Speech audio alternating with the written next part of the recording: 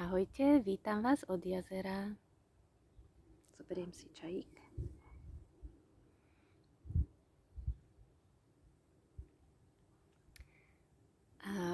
Chcela som sa s vami zamyslieť. Prečo ste tu na zemi? Lebo ste sa sem narodili a proste už tu žijete, keď ste tu. Alebo aby ste prežívali vzťahy, aby ste tu tvorili a používali svoje tvorivé schopnosti, aby ste sa tu niečo naučili, aby ste tu mali rodiny a deti, aby ste sa tešili zo života a zo všetkého nabôkol.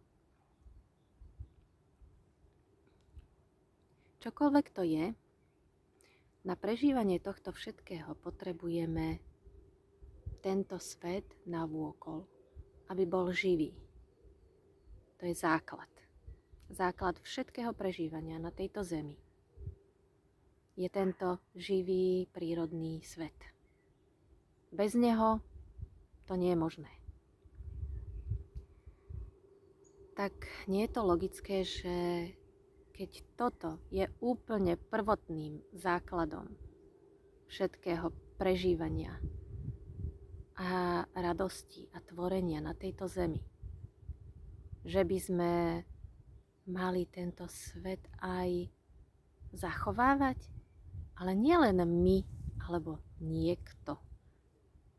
A zbaviť sa tej takej osobnej zodpovednosti za to, že tu žijem, beriem z tohto prírodného sveta a vďaka nemu všetko prežívam, žijem a tvorím.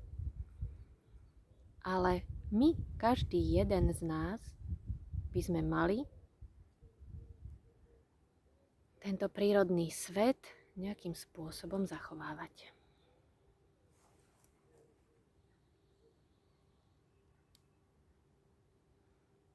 Nejakým spôsobom prispieť k jeho zachovávaniu a obnove.